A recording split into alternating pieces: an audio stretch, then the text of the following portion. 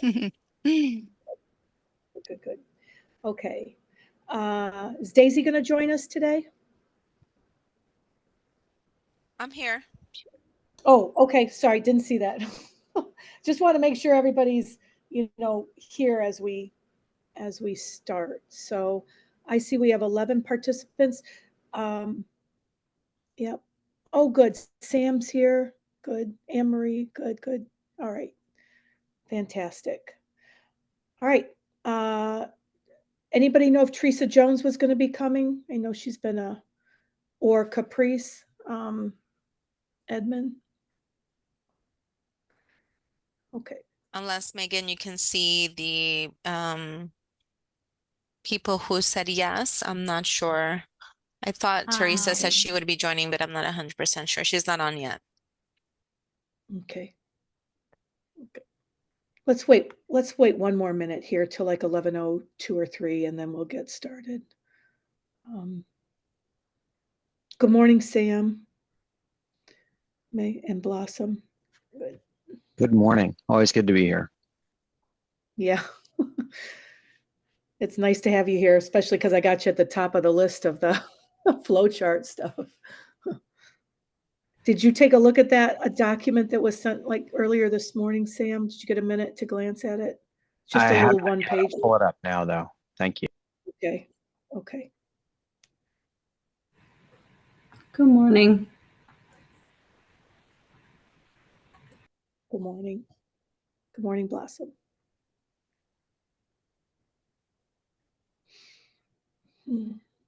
Okay. Well, why don't we start by just doing a quick, I'll just, think about how to make this the most efficient with an introduction of people that are here. So I'm here. I'm going to go through my list of participants as I'm looking at them. And so I'm here, Kathleen Beckman. I'm chair of the CoC. It's a volunteer position, as well as heading up the Advocacy Committee. And today we'll discuss kind of a vice chair or co-chair position with Anne Marie Winter, hopefully. So I'm here. Victoria Kelly, our host, is here with the HLA. Victoria, you want to say hi? Hey, everybody. Sorry, I am off camera. I am still recovering from COVID and don't want to frighten anybody, but thank you all very, very much for joining us today. Thank you. And Megan Robinson with the HLA. Megan, want to introduce yourself? Yes, hello. I'm Megan. I am brand new. It's my third week working for the HLA, and I'm really excited to be here. And I will be helping with meeting coordination. And Gary Small is here. Gary. Oh, I think Gary has to be on mute. So Gary is part of our lived experience committee, and so he's here in that capacity. Jennifer Haithcock. Yes, I'm Jennifer. I'm a member of the CoC, and I'm also a committee member on the Lived Experience Advisory Committee as well. Thank you. Thank you for being here. Roland, are you able to speak? Roland said he was going to be in and out a little bit. Roland Johnson, it's from the Clearwater area. Okay. Roland is a friend of mine. He's active in the Clearwater Urban Leadership Coalition in the North Greenwood area, which has a new CRA, and he's will be joining the CoC. He said he's going to get on. Yes. That. Okay, there you go. Okay. Yeah. He's a real concerned. Yes. Concerned citizen. Yeah. Thanks, Roland. Very concerned. Okay. Anne-Marie? Yes, good morning, everybody. I'm with the Area Agency on Aging of Pasco Pinellas. Thank you. Daisy Correa. Sorry, I was trying to find my unmute button. Good morning. I'm Daisy Correa, CEO for the HLA. Great. I've never seen this before in our list of participants, but it's pretty cool. It says Gary's AI note taker. So that's pretty cool. Sam Picard.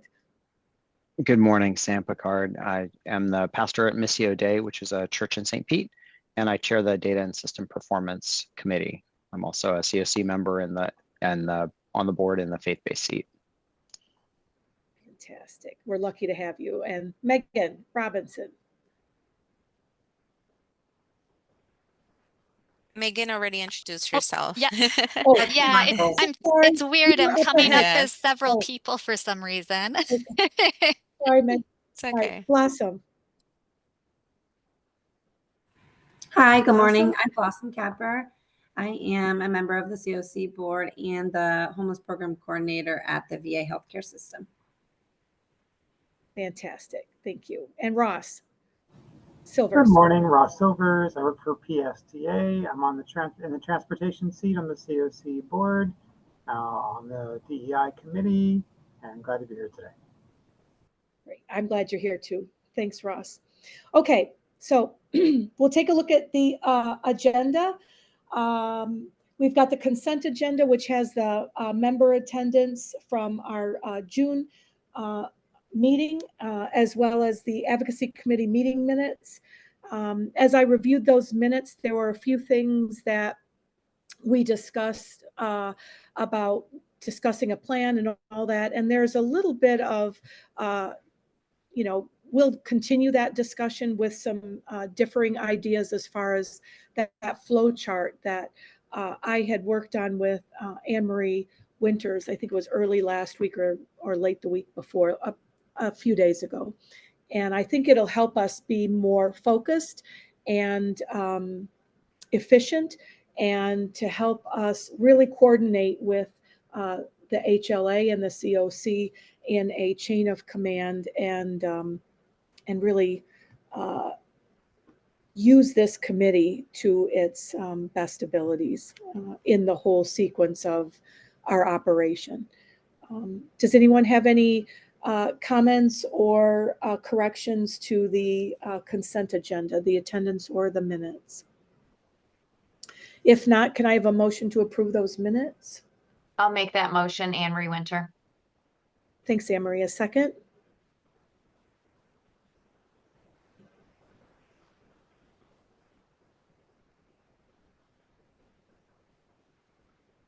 Do we have a second? Maybe Ross or? Sure thing, I'll second the motion. Okay, thanks. So we have a motion and a second. All those in favor say aye.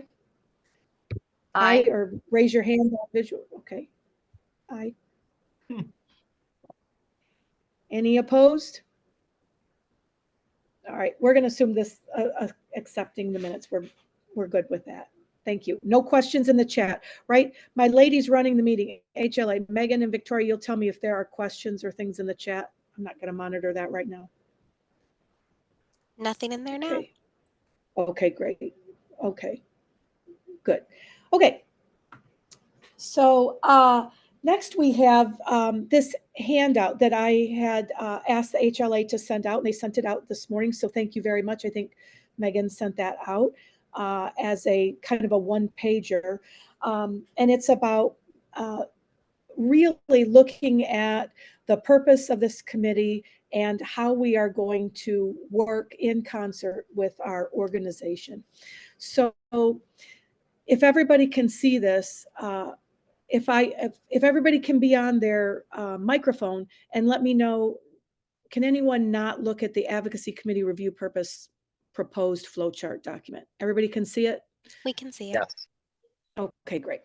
So our current description, and I'm not exactly sure where it came from, and it doesn't really matter where it came from, but it is the current description on the website, as well as our handout about the Pinellas Continuum of Care, CoC councils and committees, is this current description of the advocacy committee, which says, advocates on behalf of the CoC, develops an annual advocacy agenda, and addresses advocacy issues as they arise. And as I had this meeting with Anne Marie, who I am forever grateful for us, really looking deeply at this and deciding upon good governance and efficiencies. this committee, I don't think any committee is going to develop an annual advocacy agenda.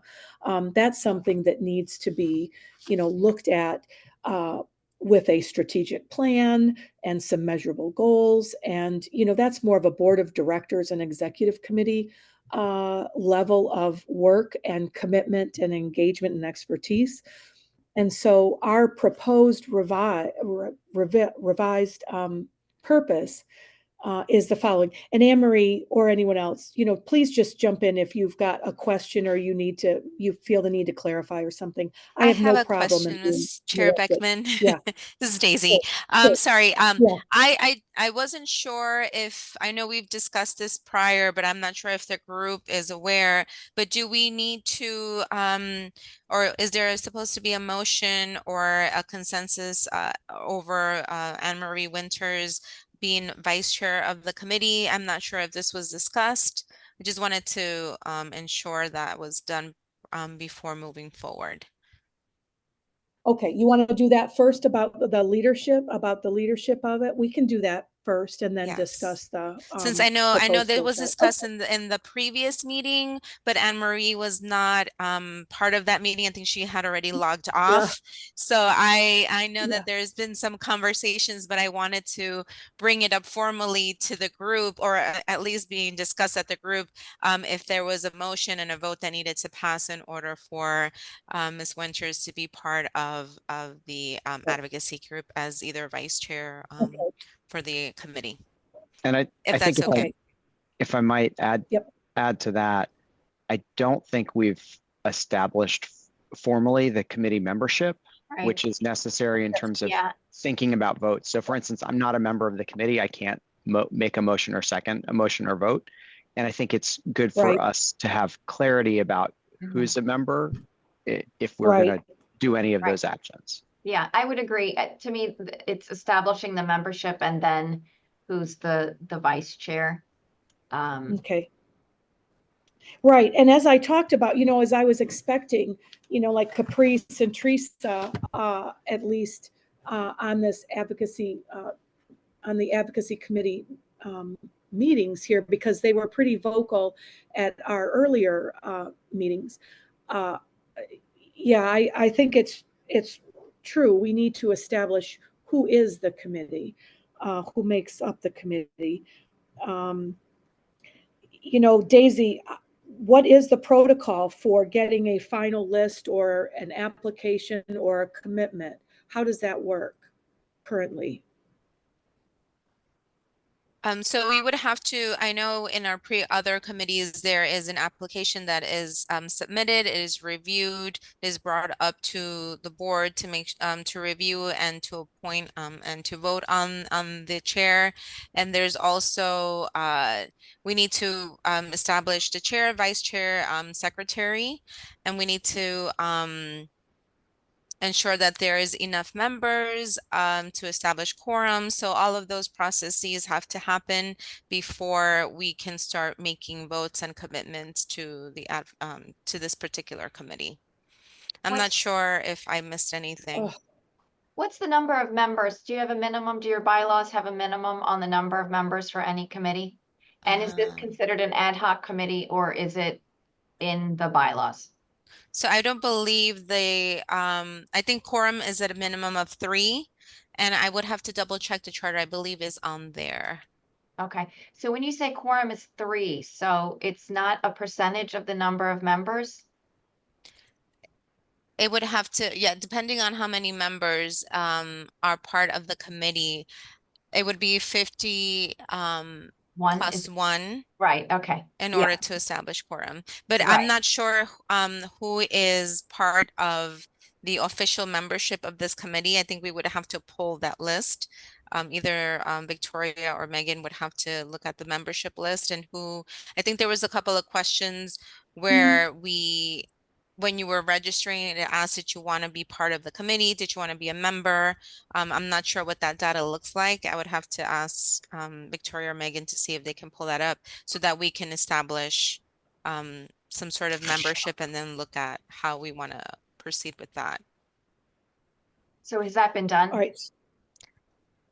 I don't think we have a official membership list. I think this was just our second meeting to kind of establish that. I know Ms. Chair Beckman wanted to kind of establish the membership attendance, wanted to kind of see where our advocacy committee would be moving forward or towards. So maybe that can be discussed today on who the members are for this committee, and do we want to have a chair and vice chair and secretary to move forward?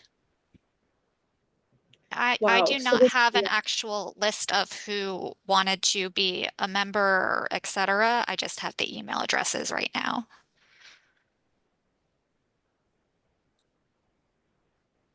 Right. I mean,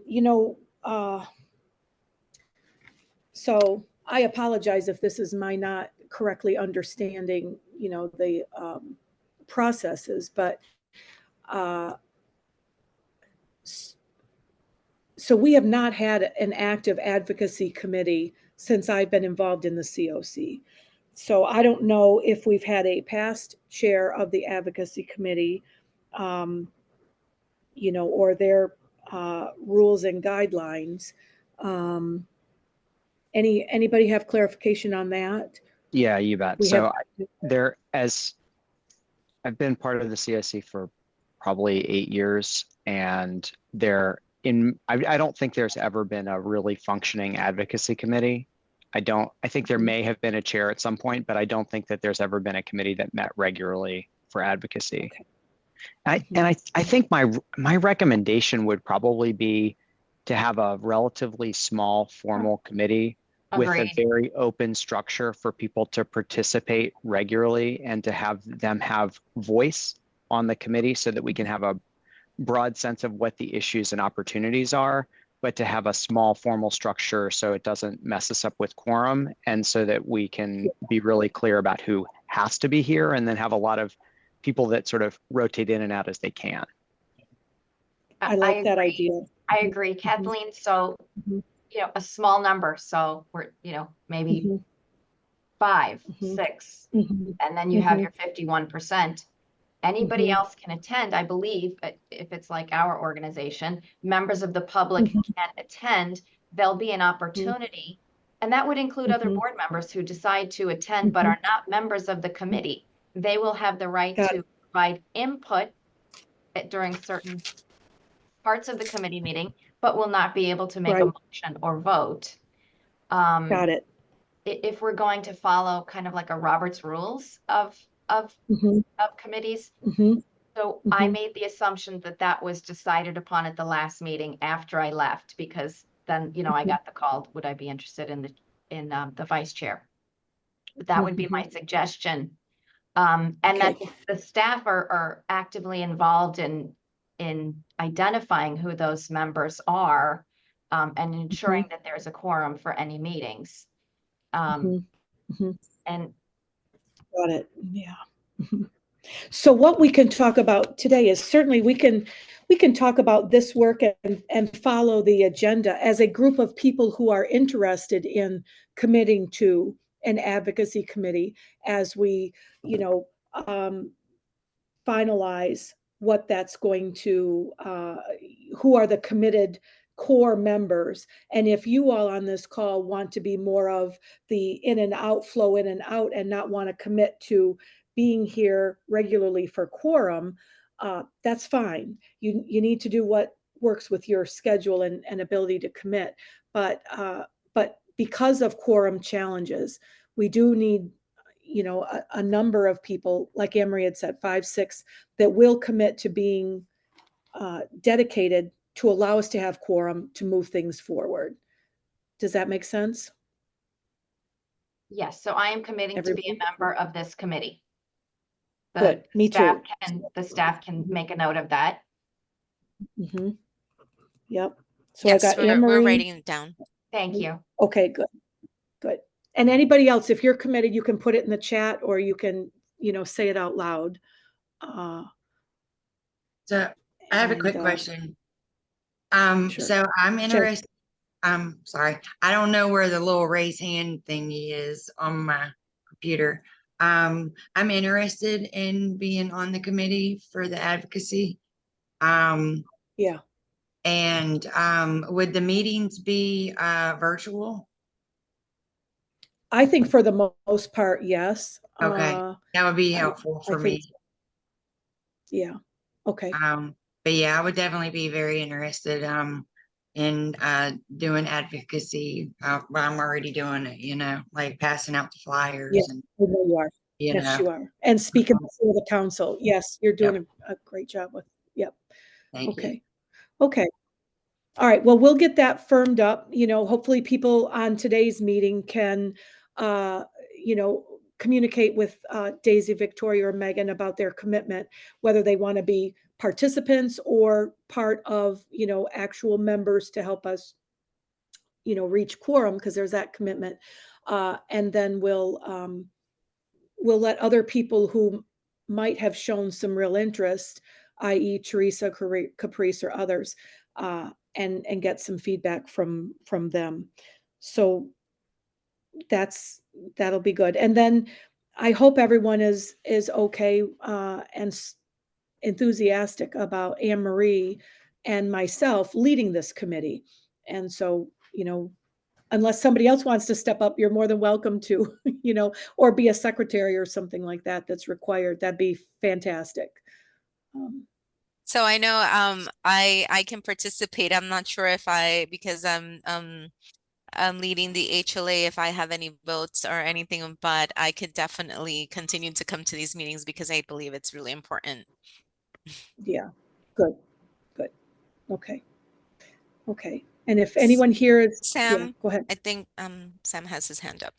Yeah, I sure do. Thank you so much. I think the flow chart really lays out some great ideas. So I'm grateful for the work that you all both did about that. I think thinking about how, and we're having a broader CoC conversation about this in the next couple of weeks as well, how the committees all work and fit with the board.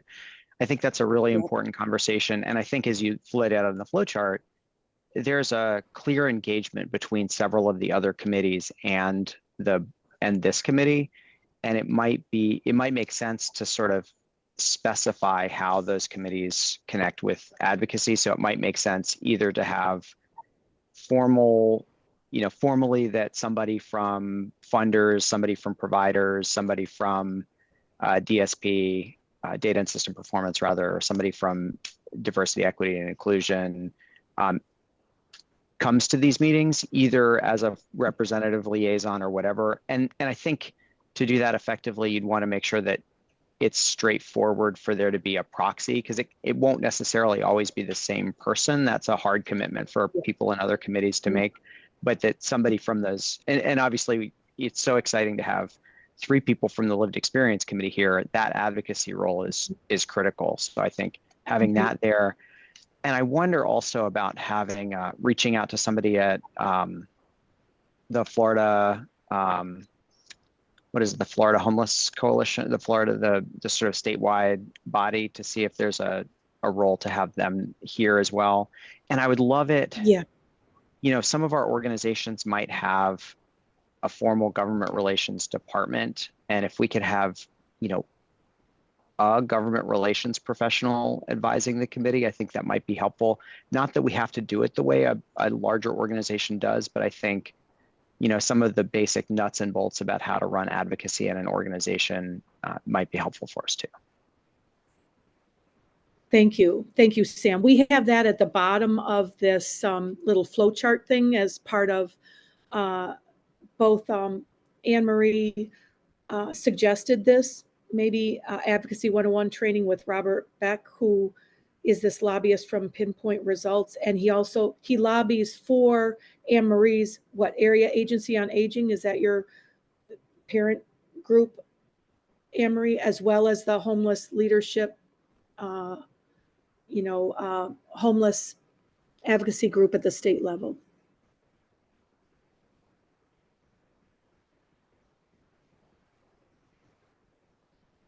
I don't know if Anne Marie wanted to confirm that or not, but it's down there. Yes, I had my hand up. Okay. So Yeah. so I think, as you know, Sam makes an excellent points, because the advocacy committee in and of itself is not very effective, right? Because the advocacy committee is advocating on behalf of what the board has determined are legislative or funding or policy priorities of the CoC. And so we can't do that without working in concert with them. So I think it's a great idea to ensure that there's work being done together. I really like the idea of having the governmental relations staff from municipalities or the county participating. Again, I don't know if they want to be members necessarily, or kind of Right. advising or, you know, providing input. Yeah. And then we are part of a larger association of area agencies on aging for the state, similar to the HLA being part of a coalition of homeless organizations. And we do happen to share the same lobbying firm, who is very effective for us individually and as a statewide entity. Great. And so since this is kind of a new endeavor, I did think it would be helpful to at least talk to them if that was something Daisy was comfortable with, right? Because, you know, Daisy is the member of that larger statewide organization. We're not, right? It's Daisy that is. Right. So, Right. because, you know, we don't want to step on anybody's toes of what they're doing at the state level, but we want to support, we want to be able to support that. And that's really the role that I saw for myself in this committee. Yeah, thank you. Yes, thank you. I do meet with Leanne, and she's the over the Florida Coalition to End Homelessness, and we do have a weekly meeting or every other week meeting with other CoC members where we talk about advocacy. And I think it would be good if we either do a small group meeting, maybe with Kathleen, you, Anne Marie, and myself and Leanne, and maybe we could just talk about some things that we can advocate for, or what direction we want to do. What is the what are other organizations doing statewide? I think she would be a really good contact, and I could definitely reach out to her and also ask if she would want to pop in or join some of these meetings every once in a while. I'm sure she's really busy, but I don't think that she would be opposed to helping us guide some of the conversations and how we can move things forward. So yes, I will definitely reach out to her, and that's a really good suggestion. Good. But she has a lobbyist. So Leanne has Robert Beck as her lobbyist with Pinpoint, correct? That's what I'm understanding. Yeah. I would have to double check with her. Okay. So Because I think she has Pinpoint, but I'm not sure it's exactly Robert. Robert is the founder and partner. He's our lobbyist. I know he has other team members who might be the actual point of contact for the Coalition to End Homelessness. Yeah. Yeah. And I think it would be good too I think, as Sam mentioned, with the different municipalities having lobbyists, I know Clearwater has a lobbyist for state level interaction at the state level in Tallahassee, as well as a federal lobbyist who works, you know, in Washington, D.C. on legislation. And so I don't know that the municipality, first of all, there's probably only our entitlement ones that have lobbyists. I don't know. I could be wrong, but I don't know how willing they would be to attend our meetings occasionally. Maybe we could just invite each of them to come, you know, to one, you know, we could spread them out and get their input and kind of get a feel for how they approach things or what they're doing on behalf of our Pinellas County region.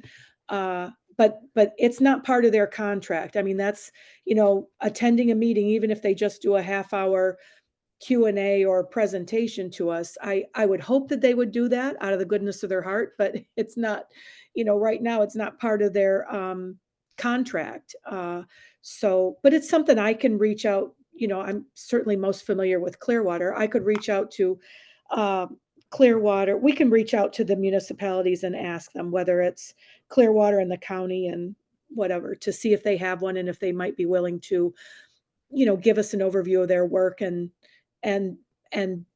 best practices to our group. I think that would be good. And I think the point of having the lobbyists specifically, Daisy, rather than Leanne, I'd love to have Leanne and meet with her and learn from her and have her, know what we're doing and help us. But a lobbyist has a specific job in interacting with those legislators. And I think if we're going to be developing one-pagers and having conversations or, meeting with the decision makers, I think I'd like to hear from a professional lobbyist about the best ways to do that as well. Anything more on that? Anybody else want to chime in on that kind of guidance or how we're thinking of that? I think two things, Kathleen. I think one, I think it would be great to have like an inventory of lobbyists for the municipalities, so that I think not even so much to have them come regularly to our meetings, but so that you and Anne Marie know who all those lobbyists are. And so that if there are areas that we're particularly advocating on, we would want to touch base with them to see if there's an alignment. Because in many cases, if it's a concern to the city would want to raise that through their lobbyist anyway, but we would want to coordinate on messaging. But I don't think they would want to be here all the time. I don't think that would necessarily be helpful. I do think an advocacy one-on-one kind of a training at some point would be helpful. A lobbyist could be a good person to deliver that, or somebody from one of our government relations teams in-house. There is a question in the chat from Michael. Do we have a target list of individuals and organizations to actually advocate to? For example, any local state rep that is on committees related to our core mission? As far as I know, we don't have that right now. I mean, again, this hasn't been a committee that's been active or engaged. I mean, kind of per Sam's historical perspective and what I know from the last 4 years, we have not. So certainly developing that list is a good idea. But I think, I think we can do that as we wait for our procedure to play out, to have a list of these are our core members. We've got to get that list together for the advocacy committee. Get a chair and vice chair and secretary or whatever, co-chair, whatever we're going to call it, get that articulated and approved by the executive committee. If it's got to go to the board of directors, that's another, step that we've got to, again, follow this, best practices procedure. But that's not to say we can't do this background work. Who are the lobbyists for our municipalities? Who are those organizations, as Michael asked? Do we have a target list of organizations? We can certainly develop those things that will be part of this toolbox or resources that we have as a committee going forward. So I think that's a good point. And I would say, as we talk about these things today, and we're not an official, on the books committee with our leadership, Michael, do you want to take that on and kind of start to sketch out a target list of organizations or stakeholders that we may advocate, to in our community? That I can do. I mean, it's just research. It's Mm-hmm. take a long time, some phone calls, some searching, and then compiling the information and a PDF to share. That can be done. Thank you. So you'll work on. Possibly leave. Great. So you'll work on a preliminary list where as kind of the starting point. That would be fantastic, Michael. Thank you. I Thank also you. just Okay. wrote to Robert back to see if he could get us a list of the registered lobbyists for Pinellas County and its municipalities. And he'll probably be able to Fantastic. tell me where that is or provide it to me. Wow. Look at that. Making progress already. Very good. That's good to know. Good. That sounds, I'm encouraged. I feel that's good. So we're still at the agenda topic, establishing the committee leadership, purpose, and goals. And I want to keep us on track, but this is super important because this is foundational stuff. And I do want feedback from people that are here today as we discuss this reigniting an advocacy committee with the executive board and the board of directors. So if we can go back to, if anybody wants to step up to lead, right now it's Anne Marie and I that have kind of said that we would be willing to do that.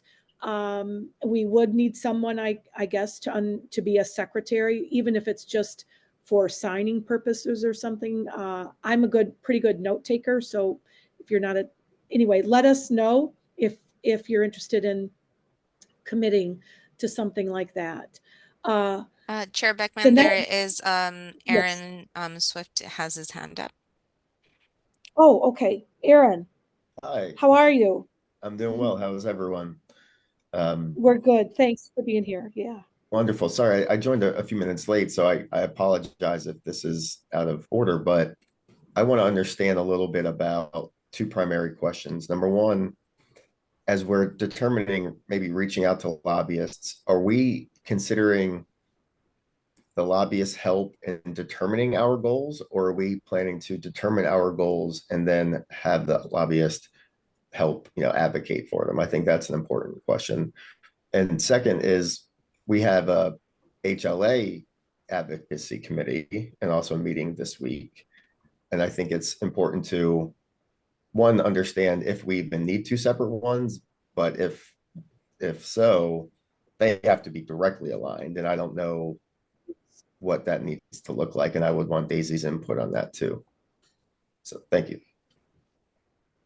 I think those are great questions. I think for the first one, and maybe others can correct me if I'm wrong.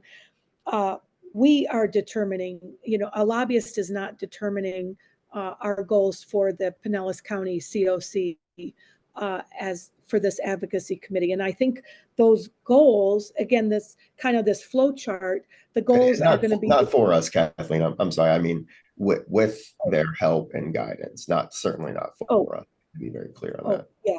Okay. Yeah. I mean, I think, we determine the goals pretty much.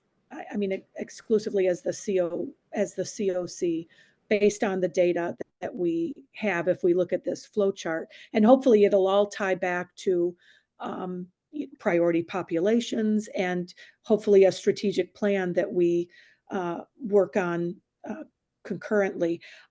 I was not aware that there was an HLA advocacy committee, and so I'd like to know more about that. And it makes perfect sense that they would be in alignment and working together, if not, combined. I don't know. I don't know anything about an HLA advocacy committee. So I just wanted to have a response to what Aaron asked earlier.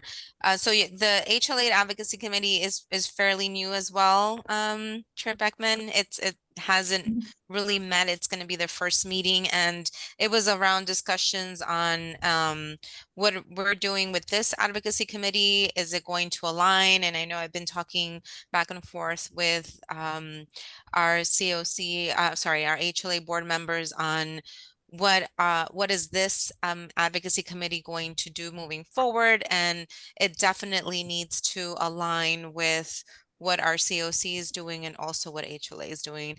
I know that there may be some differences because of the different entities. However, I think the overall picture of moving community issues forward and challenging is forward and looking possibly at funding other municipalities. Those general questions, I think that needs to be aligned with both our CoC Advocacy Committee and our HLA Advocacy Committee.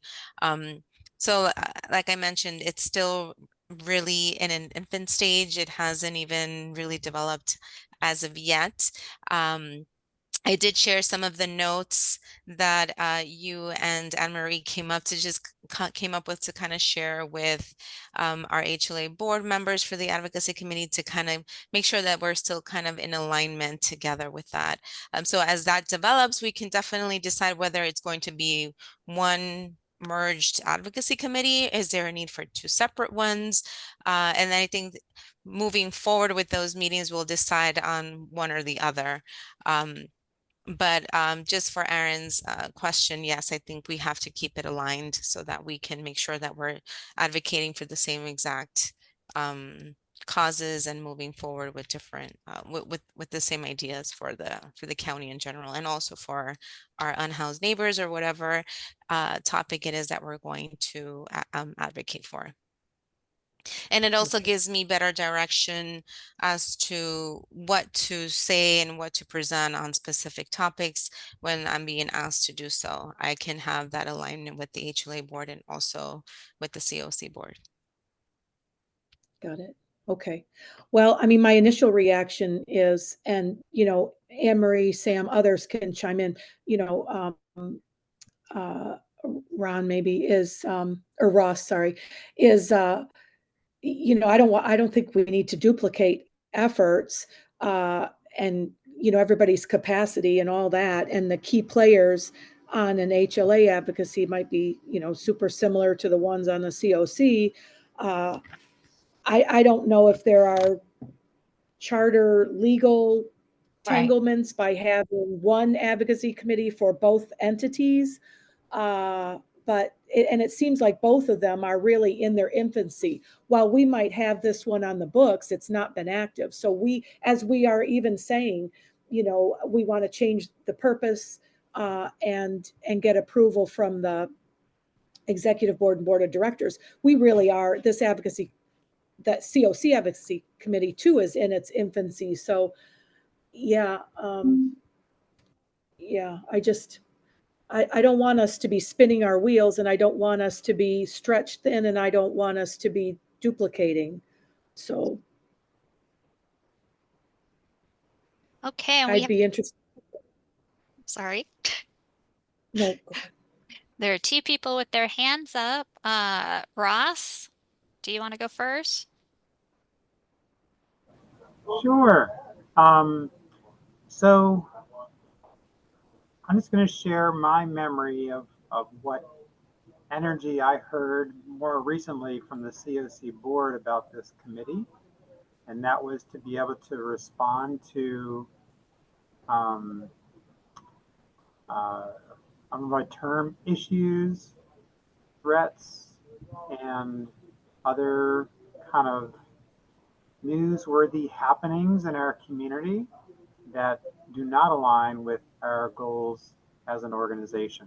So just for example, last year or 2 years ago, whenever it was, I think last year, you know, there was a whole thing with PSTA and the sheriff's office and wanting, you know, people who are unhoused not to be at the beach communities and, you know, pointing the finger at PSTA and all that.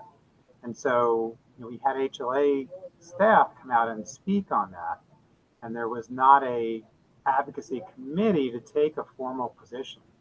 So, but that is something which is not impacted by legislation. It's not impacted per se by funding. So it's not going to be part of, you know, the HLA's or CoC's goals for the year. It's more of a kind of it's less systemic and more community based. And so the question is Kind of reactive. do we want to see within our goals for this committee to have kind of community based, still being fact and research based response, right? But still to have a community level response to community issues that arise. A Department of Housing could say that they're no longer going to support vouchers for homeless. We can make up lots of issues, right? So they're all things that can come up at the local level that legislators are not necessarily the people who are going to influence that change. Does that make sense? Yes, it does. It does. And I think it's, go ahead, Anne-Marie. I don't think I had my hand up. Oh, I'm sorry. I thought I heard you. I'm not looking at I'm still looking at our handout, so I didn't see. Sorry about that. I think that's something to be considered, Ross, for sure. But, I think because of the this committee would be acting on behalf of the CoC, we have to have this flow chart of approval and, using what's in our toolbox appropriately, and that, to react to like the Sunrunner thing, it's got to go through a chain of command in some way. Absolutely. Where the HLA, I'm not questioning that at all. I'm not questioning the chain Okay. of command. I'm simply questioning the scope of the purpose statement that's Okay. up on top, the revised purpose Okay. statement. Okay, that's good. And I think once we get our strategic plan down, and that's one of my goals as well, if we have a strategic plan and we have set priority, we have priority populations, and then maybe set priorities for the year, we can tie those things that might come up in the community back to a strategic plan and justify it. The Sunrunner thing was an anomaly. I mean, I think it was, I was there and spoke on behalf of the CoC, but it was tough. Let me just That say, timeline and there's going to be things that come up that could be a conflict of interest. So, for example, if I was a voting member of the advocacy committee and that issue came up, I would participate in discussion, but I would have to abstain from voting due to conflict of interest. So that's just an example to say that it's really important that as we set up the groundwork for this committee, that establishing clear guidelines for declaring conflict of interest be a part of that, so it does not get bogged down in individual members' issue areas. Got it. That makes sense. Okay. All right. Okay. Aaron, how are you feeling about those questions you asked? And I mean, where do we want to go from here as far as looking at two separate advocacy committees? I mean, what?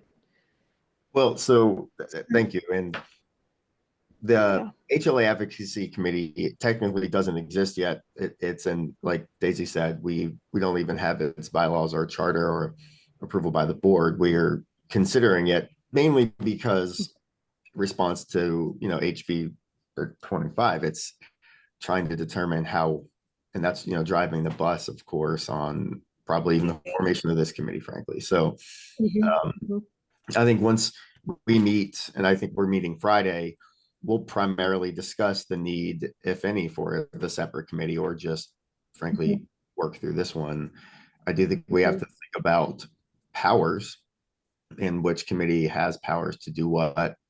But then going back to the question about the lobbyists, I guess I want to be very clear on what our goals are, and then bring them in, or like I was saying, have a rough idea of what our goals are and let them help us hone them and sharpen them to better use. So it's a timing question on, what's our next step, formal goals, formal subcommittees, and then reaching out, or what. So it's obviously what we're talking about. It's the discussion point about establishing our entire framework and goals, right? So it is, and that's why I have, yet another meeting, which I think is set for maybe the last week in August. I think it got finalized this morning, about, I'm going to call it like the good governance meeting, about the need for the organization to have a strategic plan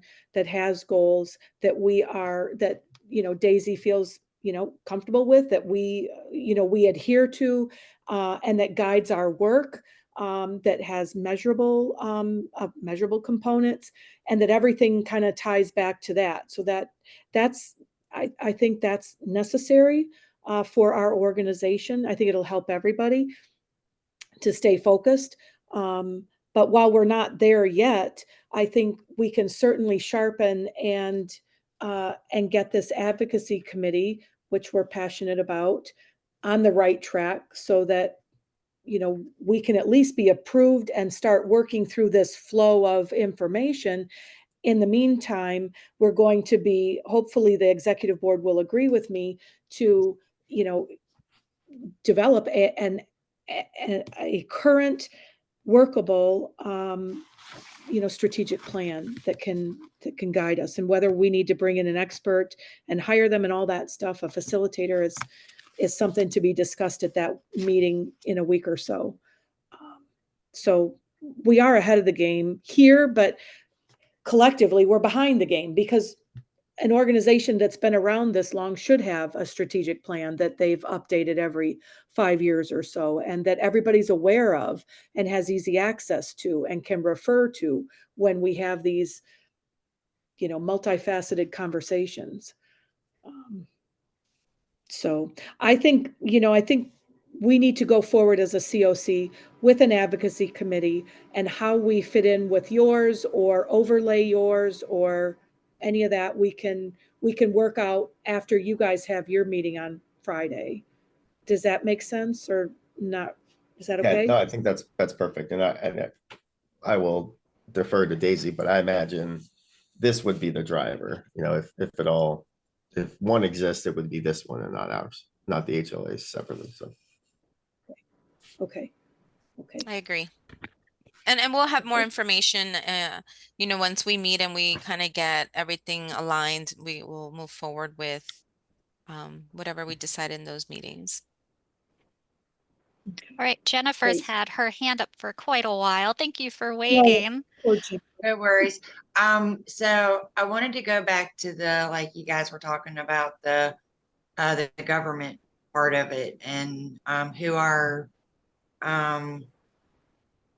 legislators are people that represent us for Florida. I do know that one of our committee members on the Lived Experience Committee has like a booklet of all of the Florida, like congressmen, representatives, all that stuff, districts and all that stuff. So I could get with her. And then as far as the goal, like, I guess I agree with, I think the CoC advocacy, I don't know if I'm overstepping my bounds, but this is just my thought, because I've been such a big advocacy, for the continuum of care. And, my thing is one, I don't know if this fits right here, but I guess it would go under the task force updates and the public education. Like I had brought it up at one of our meetings about they changed the wording to a diverse group of stakeholders. And me and you, Chair Beckman, we've talked about that. And I think I spoke to Daisy as well. Like, that turns people off. Having individual government officials, service providers, and businesses, that's gonna, not turn people off as much as stakeholders. And then that language word, that's people I've talked to, they're like, yeah, that's, they don't, it just it hits them different than the other one does. And then I have a way. Go ahead. Do you think community members would be a less a scary word or phrase, community members, or do you want it spelled out like you said? Yeah. Yeah, community members. That could be, because I know that's a lot of, but to add, like government officials, you know, the Business owners, you resource, said. Yep. Mhm. yeah, the individual, Like providers, like yeah, service providers. it says diverse group of individuals, service providers, government officials, and businesses with a shared vision of making homelessness rare, brief, and a one-time experience. So I don't know how you would like condense that, but that stakeholders, that definitely turns a lot of Don't use people. that word. Okay. Yeah. Got it. And as far as like getting information out, like I found this. I don't know if you guys can see that. It's it's on the donate page. Oh yeah. Yes. Uh-huh. Yep. And there needs maybe some more discussion on some of the things. And as far as getting the information out, like this could be, put on the, like in the parking lot, like Victoria calls it, wherever it needs to go. But one of my neighbors, she does insurance for it's some kind of center on Drew, and she went around and she had these little bags and stuff, and I figure we could, like, I don't know how we would be able to do that, but like go around and like put it on people's doors. I know that would be like soliciting kind of thing. But that right there only costs $10. If we just take this information and we put it on their door, it's only $10 for, and but that would be, to me, that would be the best way, like, to get the information out to the community, especially for the continuum of care, and to help other people that are going through the same thing, because a lot more people, according to Nextdoor, with their HOAs and all that stuff, are gonna, it's gonna be more. Yep. Those, you make great points. So those are good, Jennifer. And you're right. I think they follow down with kind of our task force updates, although the task force is really to that anti-camping legislation, but you've got a public education component there that will mention your idea about those bags of resources, which is not soliciting, because you're not asking for anything, you're giving, information. And whether it's at laundromats or bus stops or wherever, we can talk about that. Right. Yeah. I was talking about like homeowners, like going to like putting it on, like going to different communities and stuff, and like putting the information, especially about the CoC and all that good stuff. Fantastic. We are working on a flyer for the anti-camping in the lived experience. Yeah. Great. Because we got to get that out. Like, we got to have that done. I think we've got it done. We had the task force meeting, and Daisy's ready to give us an update on that in just a minute. On that awesome flyer. Yeah. Okay. Anne-Marie, do you have your hand up for what we're talking about here? I do. And first I want to thank Aaron, because I just saw that he's on the HLA board, so as the vice chair. So thank you for attending today's committee. Or some semblance of whatever it is that we are before we are a committee. Of course, my pleasure. I know that you're very busy, and so that says a lot, actually. So I appreciate that. So the advocacy committee really is to help the HLA, help the CoC, right? Because we are funders, we are providers, we are those with lived experience. We are those that are affected by the policies that affect those that are experiencing homelessness, the funding that is taken away or given to assist those who are are experiencing homelessness. So the advocacy committee really is to support the initiatives of the HLA and the CoC board. So whether there's two committees or one, really we need to be working together, so that when Daisy does go to advocate, she knows that she has a strong army of knowledgeable, committed folks that can go with her to speak from both a data perspective and that passion of serving the homeless and eradicating those who are finding themselves to be homeless. And then as it relates to lobbyists, you have one and you pay into it. And in order to make them effective, they have to know what your issues are so that they can provide really good guidance on how you may consider responding to an issue in an effective way that's going to have a positive outcome for you. And just the list of lobbyists, which I've already gotten and shared with Kathleen, that our lobbyists sent to us, is just so that we know who's out there, who, when advocating to those cities or to the county or to state legislators, to know who else is going to be aligned on that issue, to have the same talking points to advocate effectively for that particular issue. So I'm just going to give you a really quick example. I work with an organization that assists seniors. And I'd like to say that seniors really are the last bipartisan issue in state and federal government.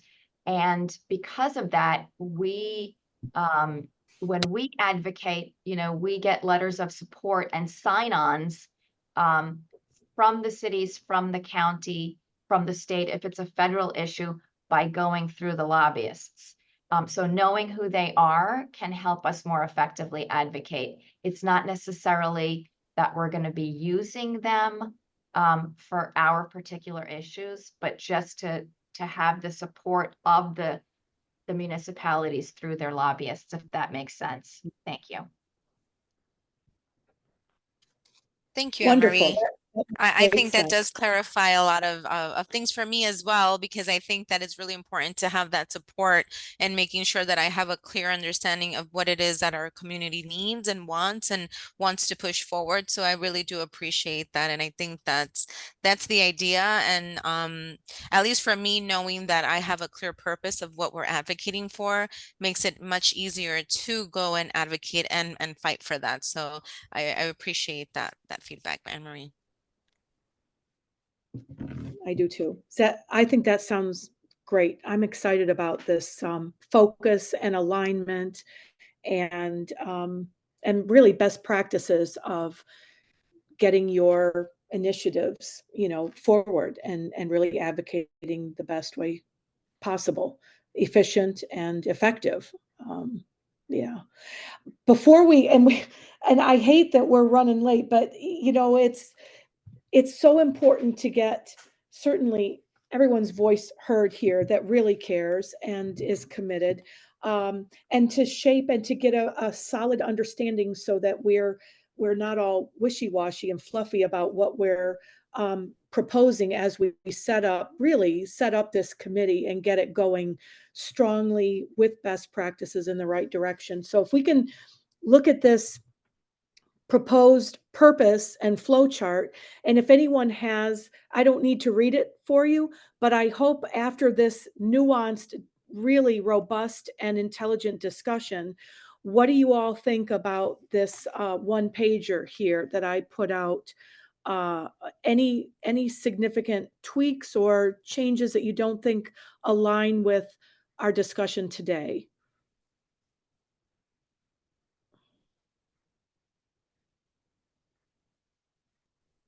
It's really data driven. It's going to start with data and what our priority populations are in our strategic plan. And that will be up there at the top eventually. So what are we seeing? What are the problems? So I have a comment. Sorry. Yeah. Go ahead. So I think it's good. I really do think that if we're going to be, and I think we talked about this already, if we're going to request additional information from other committees, that we have that meeting with them to make sure that, one, they're capable of doing it, that we're whatever reports that we're already submitting, we can use those reports so that we're not giving other staff members more additional work. Because I know a lot of good things and changes are happening with DSP. There's been a lot of conversations about changing the way we look at the data for our elderly, and we're capturing the ages in a different way. So if we're already doing some of that work, I think it'll be good to meet with some of these committee chairs to see what their committees are doing in order to provide that information over to here, and if it's relevant for whatever topic this committee wants to work on, so that so that we're kind of all in alignment as well. And the only other thing,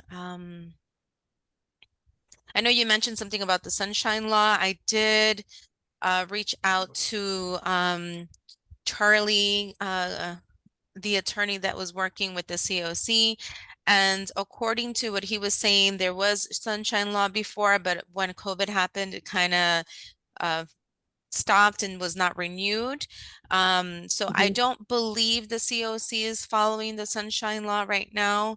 I didn't get an exact yes or no, but from what I've been told in the history of it is that they're not operating under that. Okay, good. Okay.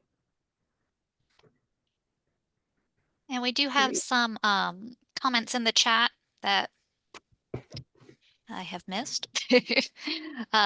Michael Cretan says, honestly, we should just be a working committee, plan to advocate on behalf of the CoC and HLA, nothing super formal, at least it seems to me. The end result of the advocacy committee should be documents such as PR pieces, blog posts, talks with powers that be, etc., and meetings with legislature members. For example, the state representative for Florida, District 16, has the southern tip of St. Pete, East Tampa, and Sarasota.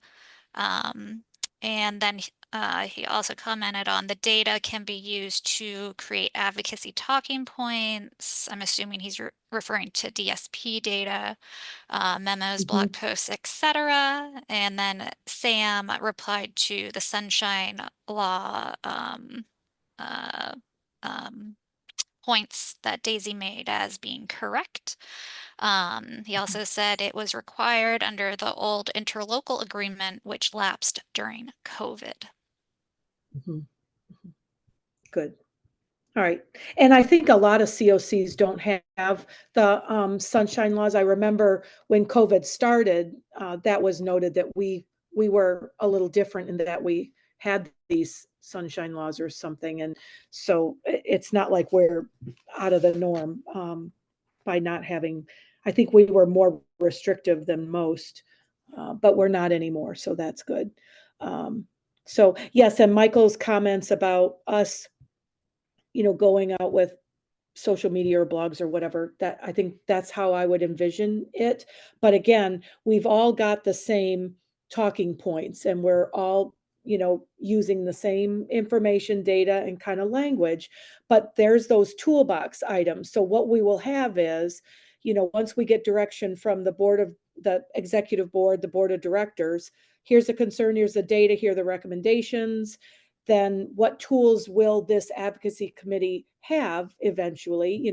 I can envision things like, obviously data, we've got numbers, we've got a press release that the executive board and board of directors, however that's going to be approved. We're not writing or creating press releases. And then everybody's got access to the Pinellas County Housing Compact. As weak as that is, it's something that's out there that we can wave around.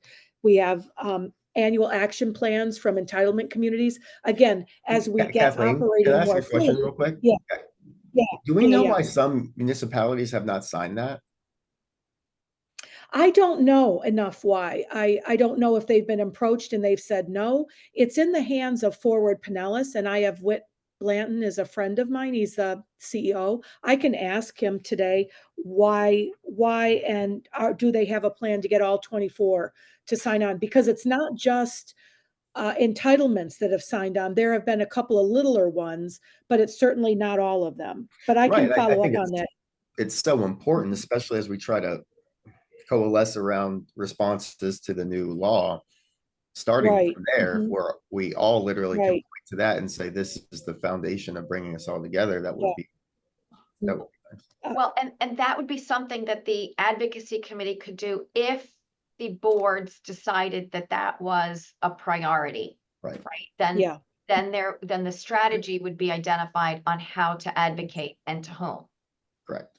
Mhm. So, Mhm. I mean, that's an Yes. example of something Yes. that you as a board on Friday or whenever Mhm. might decide, you know, these are the 3 top priorities we want advocacy to work on. Right. Mhm. As opposed to Yeah. just mentioning it in the committee and then starting to work on it, if that makes sense. Right. Yeah, it does. And then those, the municipalities, their strategic plans, if they've got anything related to housing for all, I mean, how everyone deserves housing and all that, safe place to live, all that kind of stuff that we could use.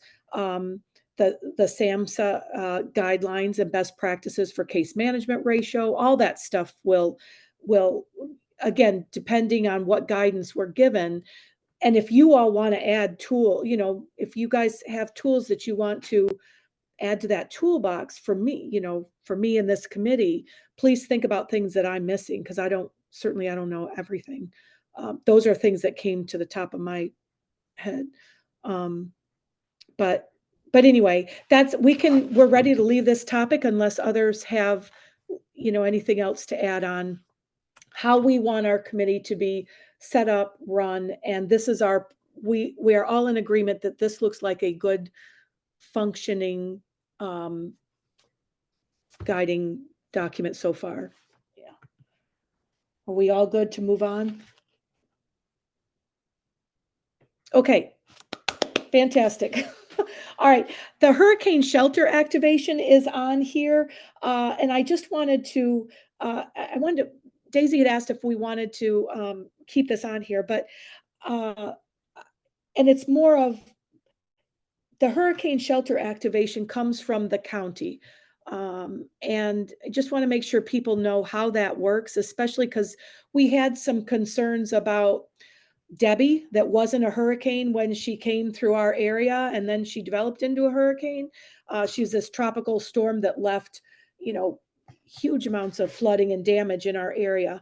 But it's just an understanding of how those things get activated and what the chain of command is for activating shelters, whether it's cold night or hurricane or otherwise. So I just thought I'd keep that on there. It's something that our executive committee is definitely going to talk about as far as a tropical storm sheltering protocol. Thank you, Aaron. So anyway, Daisy, do you want to expand at all on that, or I just wanted to make sure this committee knew that we are following through with getting more information about tropical storm possible activation protocols that I'm not aware of at the county level. And truthfully, a tropical storm can whip by us and not really impact us at all, or it can be like Debbie and have 2 foot of floodwater.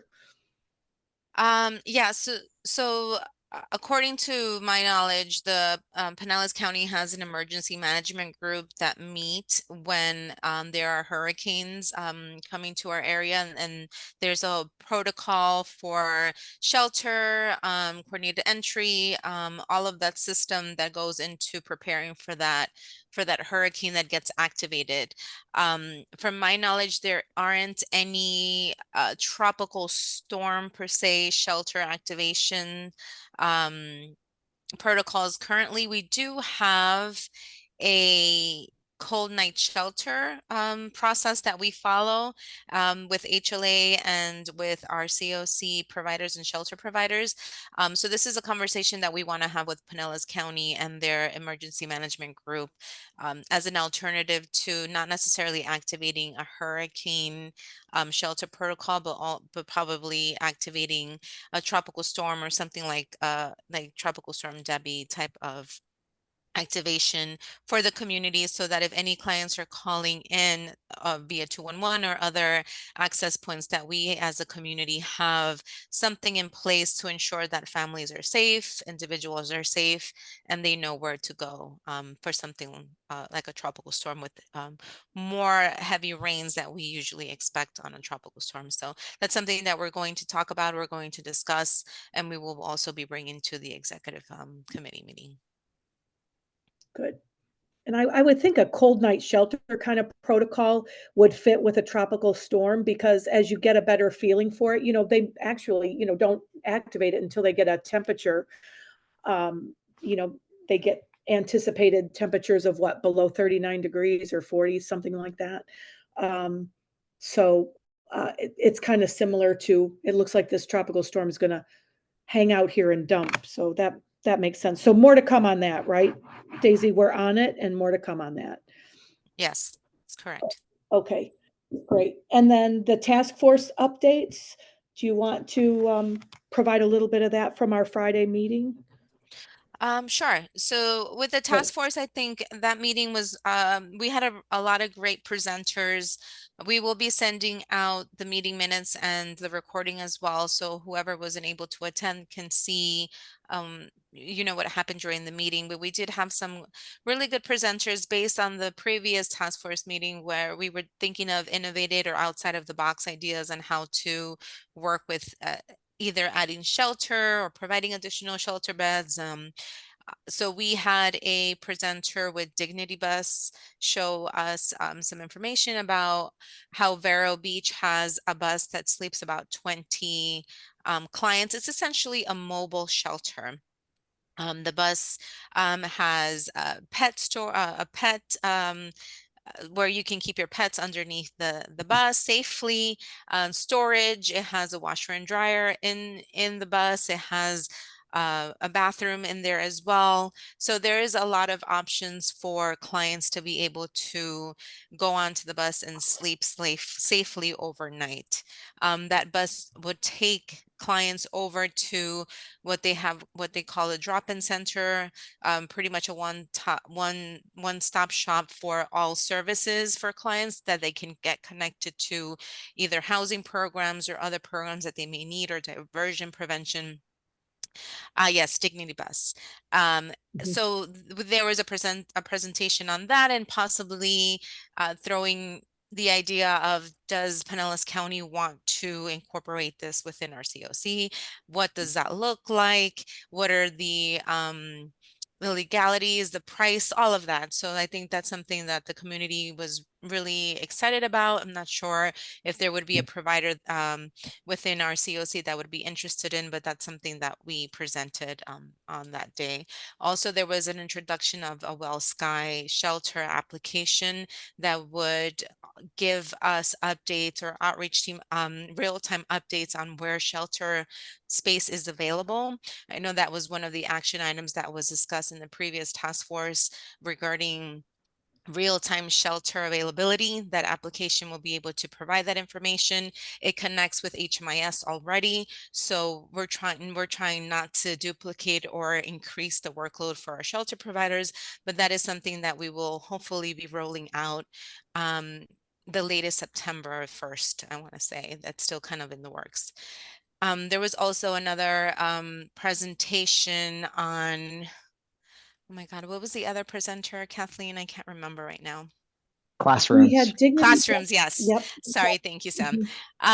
We did have Dennis Shelley from Pinellas County School Board just kind of have a Q&A of the portable classrooms. What are the permits? What are the sizes, the transportation? What the utility of them would be? So kind of a lot of the questions that a lot of the providers had. I think it takes a little bit more than just saying, yes, I want the portable classroom.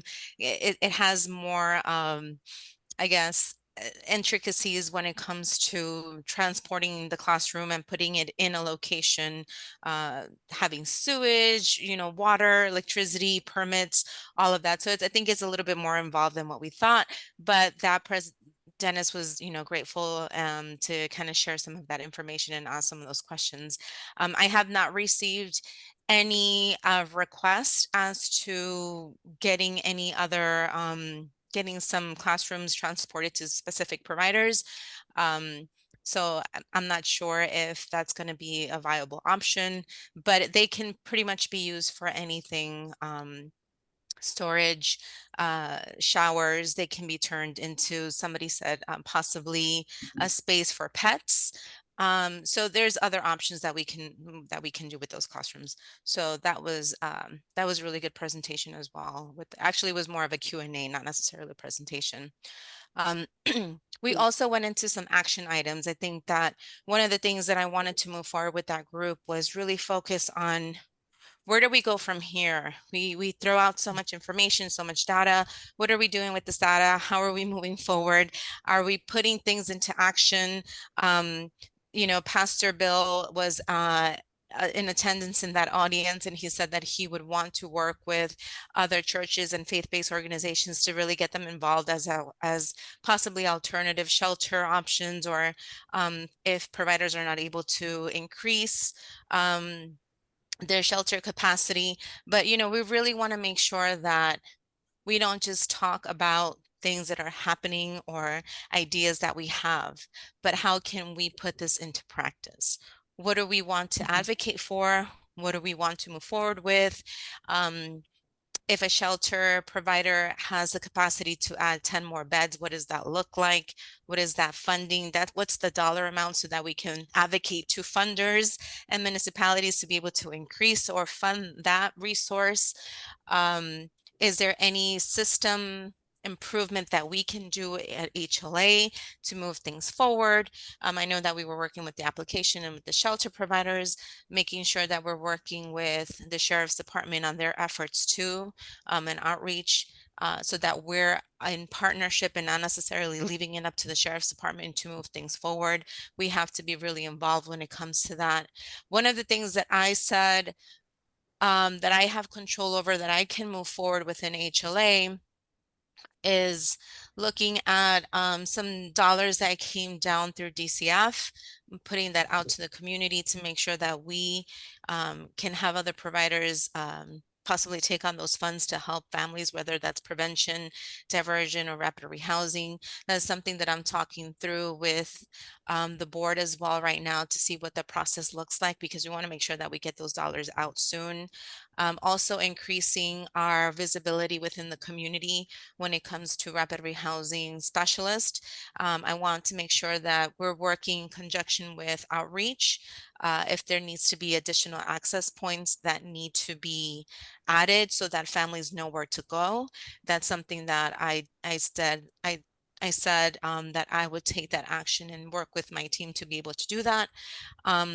Also continuing to work with the WellSky application, and also making sure that the NOFO process this year includes a lot of those housing programs, and make sure that if we need to reallocate funds, what is the best way to reallocate that for the community. So those are some of the actions that I'm taking as far as the HLA goes. But when it comes to our next task force meeting, I really want to make sure that we're pushing things forward and not just having conversations about numbers and data.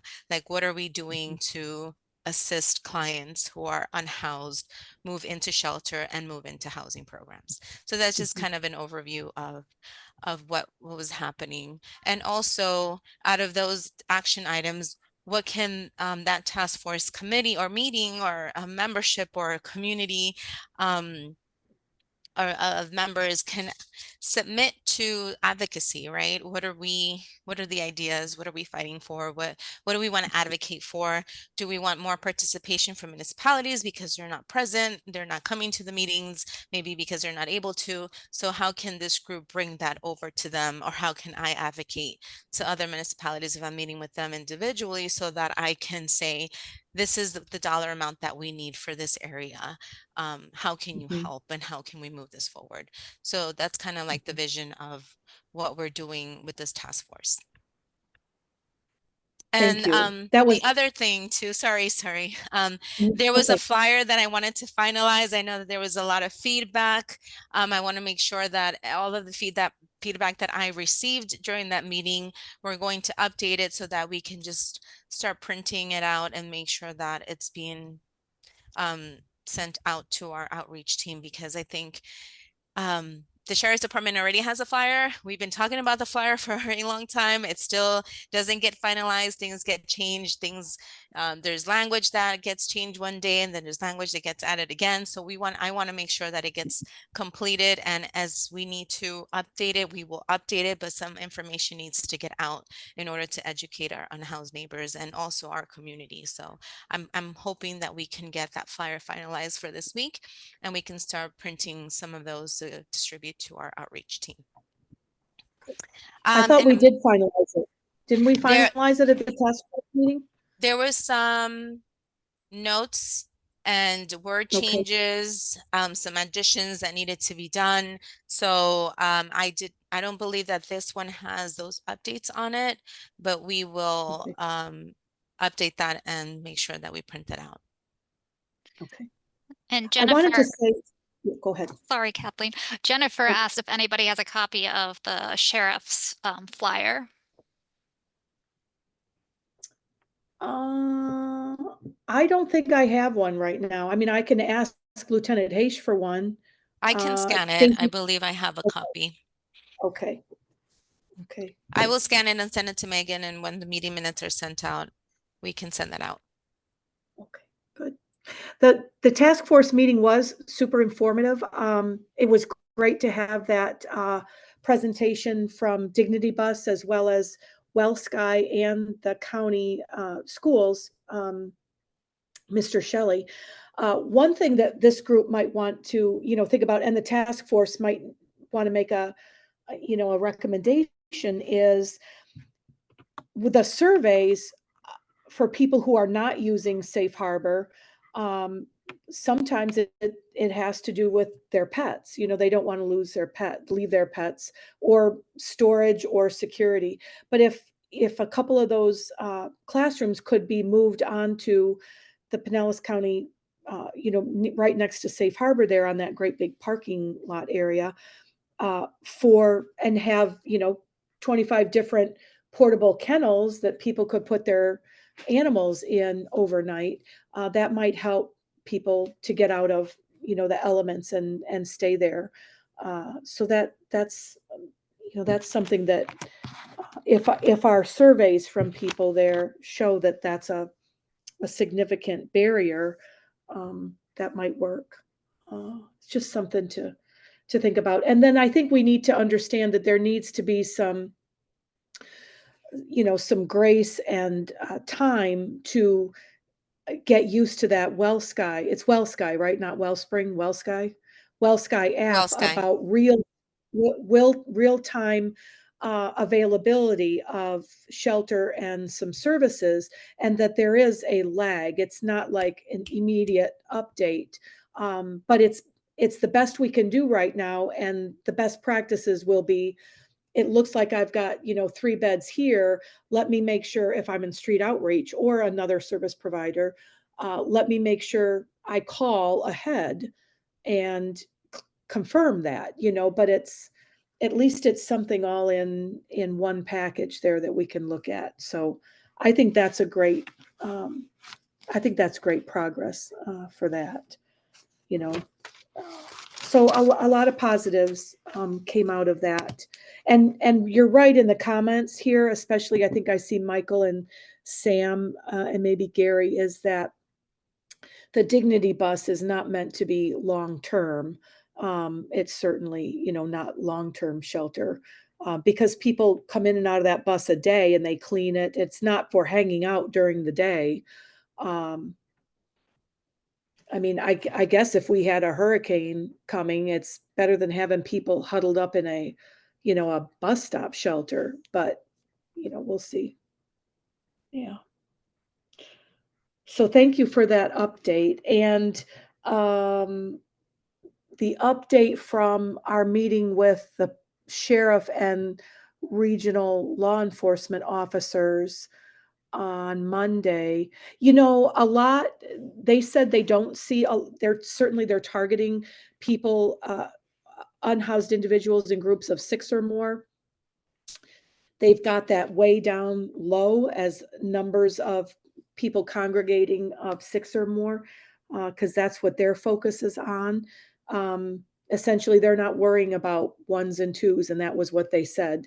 You know, they're more concerned about a visual and protecting municipalities from being sued.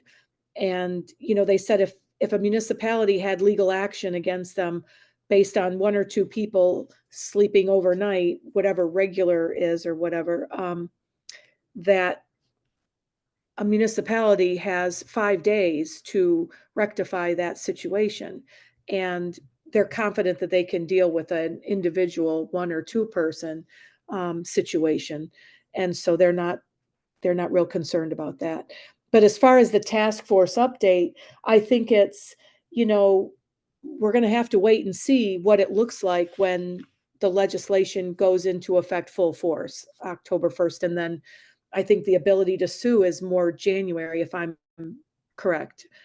So there is a little bit of a wait and see, but I believe from talking with others, and I think, Daisy, you can correct me if Sheriff Galtieri mentioned this, we are, you know, Pinellas County and the Sheriff's Office is steps ahead of other counties that are dealing with HB 1365 and stuff, the legislation. So Yes, and yeah. I think I had mentioned this at the task force. There was a request of reaching out to other COCs to look at what their task force or their agendas are to be able to get ahead of this legislation. And I had mentioned that a lot of COCs are not meeting, don't have task force meetings, that some of them we're just kind of waiting to see what Grants Pass versus Johnson was going to look like before they can start. Others are focusing on rehabilitating hotel motels. I know that there is a county that may be doing an encampment, but overall, they've been asking me more of the questions as to what is Pinellas County doing. And I think that's the same thing that the sheriff mentioned. You know, they were asking questions about what are you doing? How are you so ahead? And so I don't know if other COCs are as prepared, or they're just have more capacity with shelter, or they're just looking at more of the scattered shelter sites, hotel motels. But I know that we have been moving forward a lot. I think we're way ahead of some other COCs. So you know, that says a lot. Great. Good. Okay. All right. So we're good with the task force updates. Anyone have any questions on that? So the sheriffs they're working proactively. They have their flyer. They're reporting good progress. They're not targeting 1s, 2s, and 3s. And we have our flyer that is finalized and be ready to be printed and distributed in multiple ways, digitally, otherwise, by the end of this week, the next couple of days. Sam, is your hand up? Yeah. Yeah, it sure is. Thank you. So more a comment, but I think the opportunity with the portable classrooms felt like that's a real area where we can work together to do something for all of our communities. Because, for instance, I think there are a number of churches that would be happy to put affordable housing on their property if it's affordable and if they have help navigating the regulatory requirements. But I think that's something that from the CoC's perspective, we really need to reach out to our municipal partners and the county to say, okay, so we've got this scalable solution. The price is right. They're basically free, but transporting them is expensive and nobody knows how to permit them for housing apart from school district usage. So we need a solution that's going to cut through that, because my church is not going to do any. We can't navigate permitting. We can't do the plumbing, but you got 500 of these things available.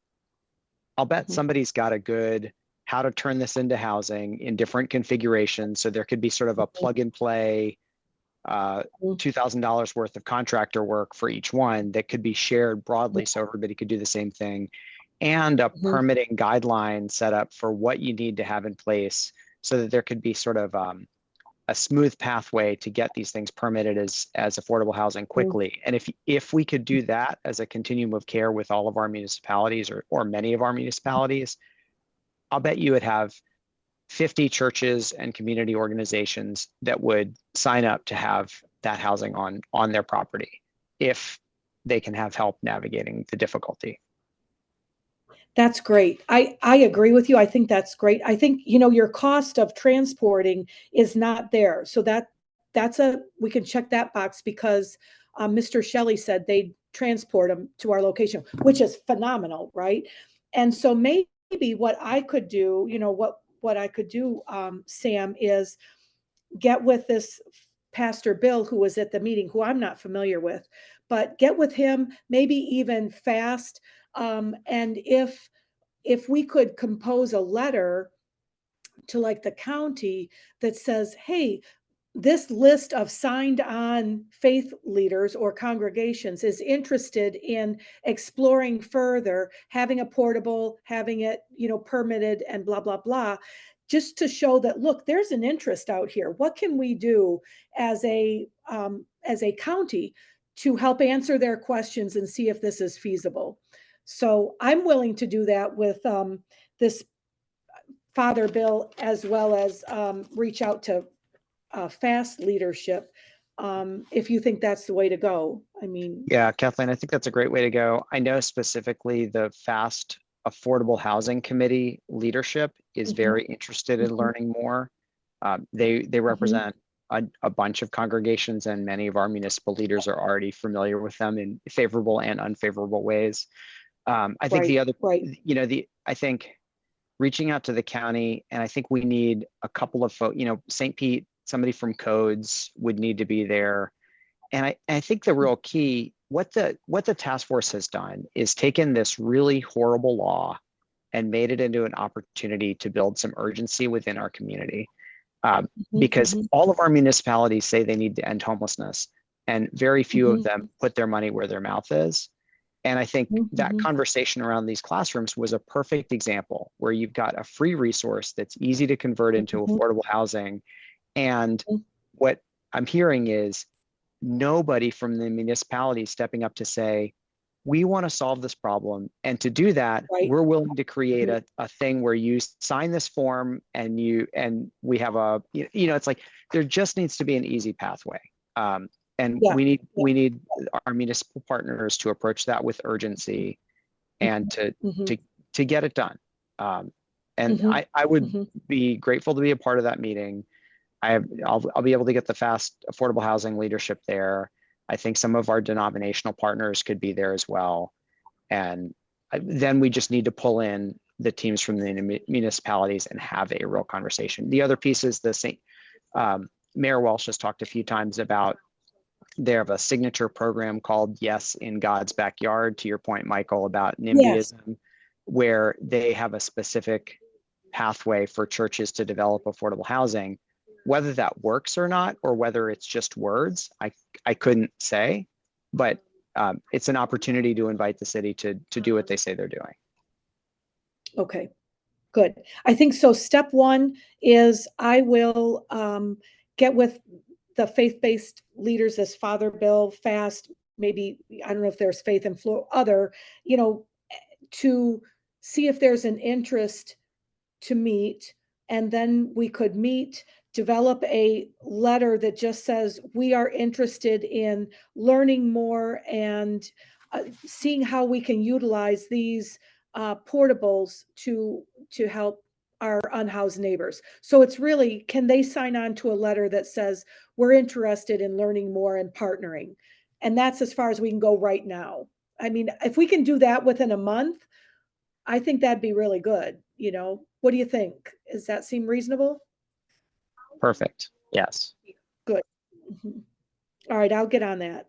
And I know that Mr. Shelley mentioned, was it Pinellas Park who had approved one of these portable classrooms with the permits? I believe, I don't know if it would, I think it would be a good idea to kind of get the person Okay. at Pinellas Park who was able to move these permits forward, so that if we have already something in place that we can present to other municipalities and say, hey, well, this city did it this way, you know, can we mimic that Right. same, you know, process so that these portable classrooms can get approved and established quickly? Good. Can you get me that info? Can you all I get can me reach that? out to Mr. Shelley Okay. to see Okay. who was the Okay. contact. Okay. That sounds good. That's a nice plan of action here. Okay. All righty. Anything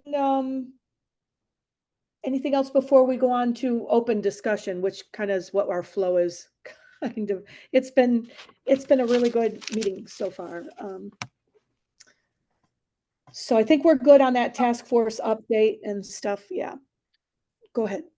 So, Oh, Anne Marie. so, yeah, thank you. So, so this is, it seems like it's an action item of this committee, which doesn't formally Oh, exist. yeah.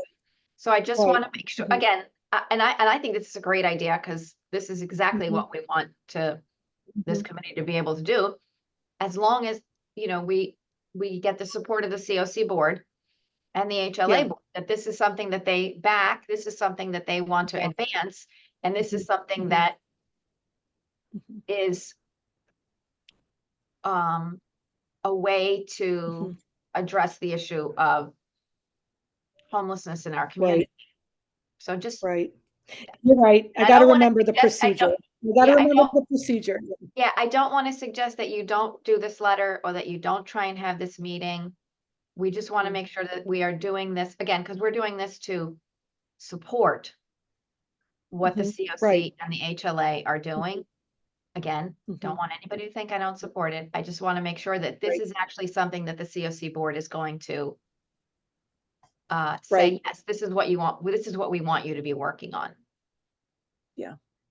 Debbie Downer, sorry. Yeah. It's that whole chain of command stuff. Yeah. Okay. Well, I mean, I'll tell you, as a CoC chair and attending that task force meeting. So this Father Bill, or Pastor Bill, whatever his title is, Mr. Bill, had said he's got this, he wants these, he knows a number of congregations that are helping these widows and children and wants to expand. And so I reached out to Daisy and just said, hey, can you share your contact information? I want to meet with them. And so, I mean, I can meet as not a representative of this committee that isn't even formal yet, but, as a CoC chair, to just understand where he's coming from. And then I can mention it to the executive board. But you're right.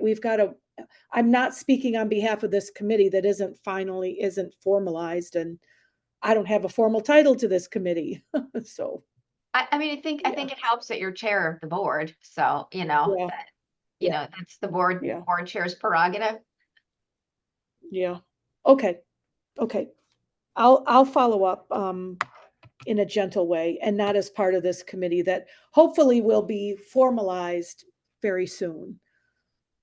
Thank you. Thank you for keeping me in the lane I need to be in here, the guardrails, best practices and all that. Yeah. Anybody else on open discussion items?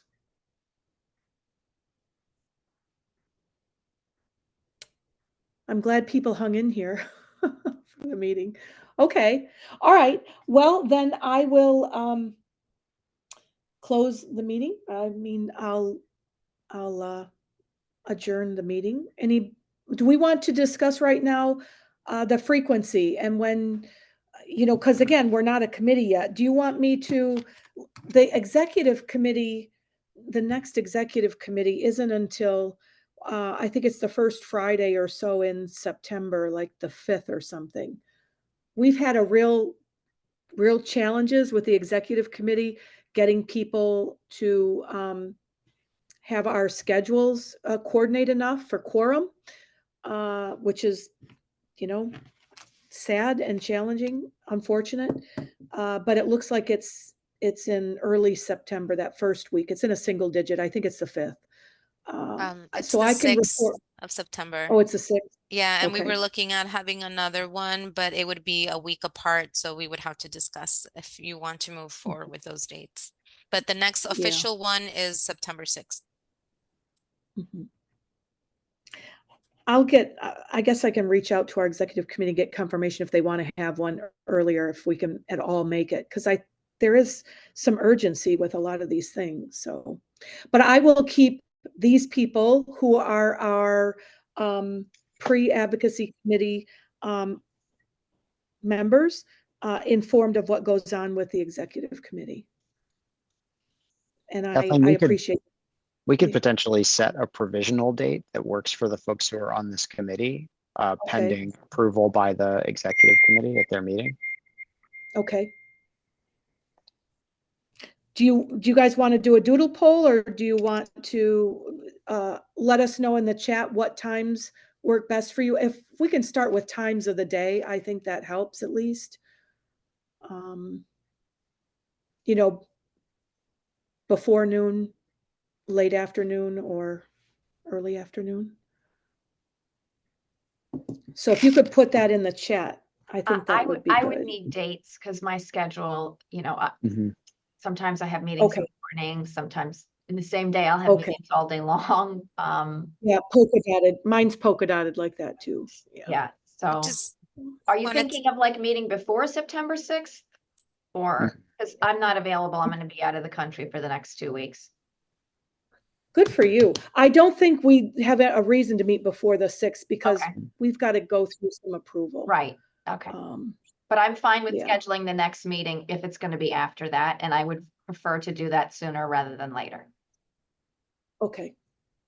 Daisy, what's the I- best way you think to? I just wanted Go to ahead. suggest something. I'm not sure if it's right or not, but would it be Mhm. wise to possibly establish membership and make sure that we have, I'm not sure if we need a secretary. I believe that's optional, but definitely a chair and a vice chair, possibly some nominations, establish at least the core members of the committee so that whether that's 5 or 6 core members would so that way we could be able to look at their schedules and coordinate a little bit better, because if we don't know who those core people are, it's really difficult for us to manage that schedule, because we have so many things going on right now.